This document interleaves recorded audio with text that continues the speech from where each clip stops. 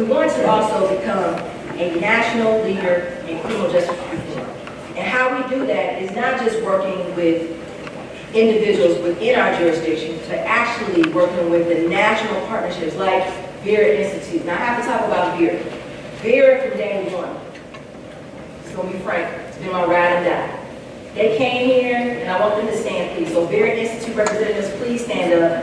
And I want to thank you personally.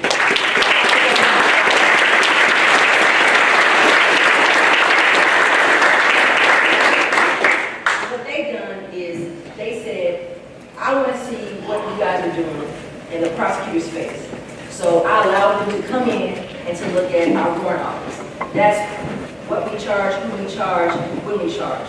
And so I let them go in and look at our data. Usually, the prosecutor's office is the black box of the criminal justice system. So no one wants to show people their data. But they came in, good or bad, and they said, hey, this is what you are doing, and this is best practices around the country. So I want to thank them. We also created prosecutor-led diversion programs. We have, in our jurisdiction, the first time ever, pre-charge diversion programs, plea diversion programs, and post-plea. I'm not going to go through because we don't talk more in depth, but just for example, we've got the Young Offenders Diversion Program. Those are individuals in that 17 to 25 age range. Those individuals' brains are not developed, and so they make those quick decisions that forever affect their life. So we're trying to get these individuals who are more likely to go further in the criminal justice system, but if we get them early, we feel and we have and we can show you we can make a difference in their life.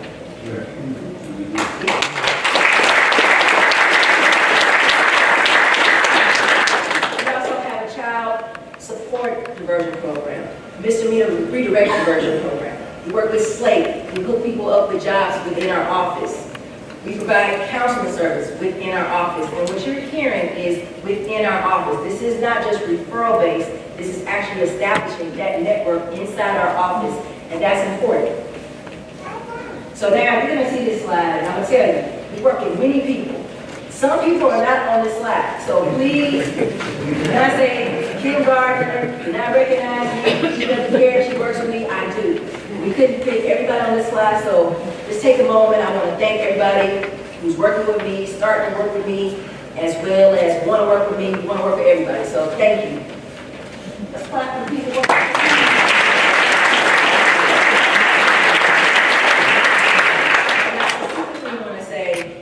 National organizations, of course, Vera Institute for Fair and Just Prosecution, the APA, in terms of social services, CARE, SEL, SLATE, Father Support, Places for People, Mr. Demetrius Johnson.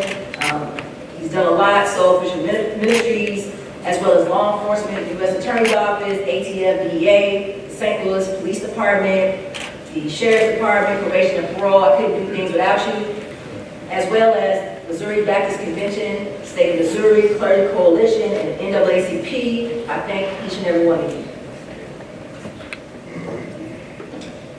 How do we build confidence in the criminal justice system? We have to enhance how we outreach with witnesses and victims. We have to provide trauma-informed counseling services. This is important because as a registered nurse, we have to attack crime as a public health crisis. We have sponsored and we supported and we are successful in putting forth victim and witness safety legislation. Community engagement is important. Public trust is important. We have to have a fair and just criminal justice system. Integrity is a key element. Law enforcement credibility is a key element to pursue justice. By that, we have the exclusion list. That is a rape list. Truthfulness, intimidation, lack of participation in the criminal justice system. When I took office in 2017, we had one in every 2.5 weeks an officer involved shooting. In 2017 alone. So we had a total of 24 officer involved shooting cases. Today, in 2019, 4 officer involved shootings.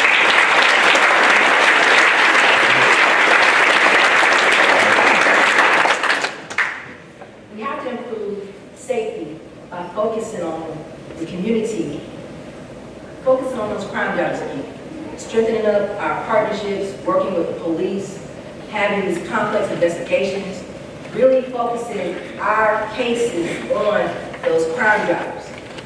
Looking at how we reform the marijuana policy. You know, many people in law enforcement, as well as myself, we don't understand it, but marijuana is going to be legalized. So we changed our policy in terms of charging 100 grams or less. We don't charge those cases anymore. We also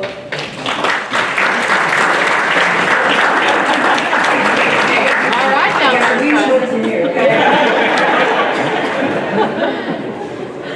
I don't see this, okay? We are working with Vera and we have implemented bail reform using summonses for low-level, non-violent felonies. Using the appropriate condition release is about public safety. It's not about whether you can pay. We have to look at how we work with the Circuit Attorney's Office and the U.S. Attorney's Office and how we partner so we can, once again, focus those resources on violent individuals. But we have to strengthen our investigative capacity within our office. So that's why we're bringing experts in forensics, experts from the FBI and many other fields like the military, because we have to create a new level of capacity to address the complex issues in which we're dealing with. And we have to strengthen, and we are strengthening our witness and bystander. Victims of crime are afraid. And until we show them we can protect them, who will come forward. So that's why we have to continue to maintain outreach. At the same time, we have to listen to the victim, listen to witnesses, and we cannot put them in harm's way. So some of the results in implementing these reforms. Violent crime and total crime is down in the city of St. Louis. Down 9% year-to-date since 2016. Total crime is down 15% since 2015. Now, I'm not saying that we don't have a crime problem in the city of St. Louis, but with these reforms, they're showing, in spite of, crime is going down with the efforts of a public safety and harm reduction model. We have reduced the city's incarceration rate. We have 207 less people in the Justice Center and MSI. That's big. And that's, like I said, the workhouse, 176 less. And that's from January 1st to July 17, 2019. So that's a short period of time. Once again, you're seeing the inmate population by year. And since I took office, the population is going down. We don't want to be first, but we are in most things. But we reduced the number of people sent to the Missouri Department of Correction by 15%. When I went into office, we were number 1. Then we became number 3, and now we're number 4, but not sacrificing public safety. One of the reasons why cases may be refused initially, and taking the statistics, from January 1st to June 30th, 2019, police referred 5,000 cases. We issue about 40%. The number one reason when I first took office used to be lack of witness and victim participation. But now the number one reason is lack of evidence. And we still have to work on that victim participation, but that outreach, showing people we care, and trying to provide a safe place for people to feel a part of our office and be a partner of reform.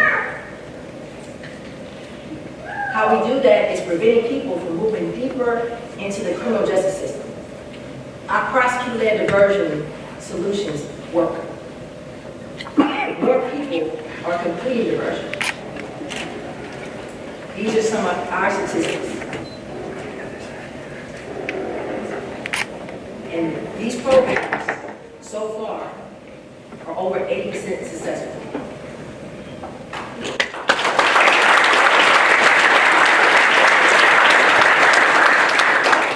Not only are we providing alternatives, we have to provide counseling. So we look at the interventions and services and our victim services unit, as well as our office, have touched more than 4,000 people just in 2019. And these are some of the statistics. Like 45 people have utilized our domestic and sexual violence counseling program. We just started that recently. 2,350 people have received services from Victim Services Unit. And since August, we've serviced over 277 people in the courthouse and the Circuit Attorney's office to get people jobs and hook them up with services.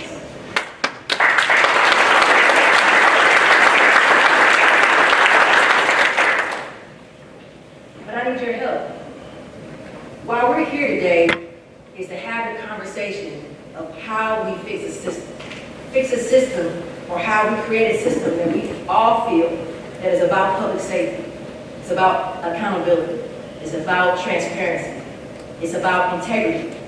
And I need you guys to not just be here with it, because I know you guys are the ones that participate, but I need the ones who are disenchanted.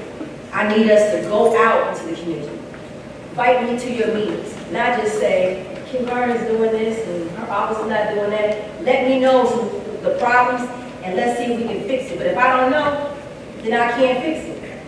We can all sit back and criticize and talk about what somebody's not doing, but now is not the time to criticize and sit on the sidelines. Now is the time to talk about solutions. Solutions of moving our city forward. Solutions of healing our city and the racial divide that we hear and see, and how we address crime in an appropriate way that we all can live and work and play in a safe city. We all have the similar wants and needs, and we all want to feel safe. And we have to have tough conversations, because human dignity is critical how we move forward. So I look forward to working with you. Please invite me to your community events, town hall meetings. If you want me to come to your house, unless you got food. Social media, Facebook, Twitter. I don't do a lot of stuff, but I'm trying more. But whatever, we need to get the word out, and I want to hear from you. Thank you, and I appreciate you.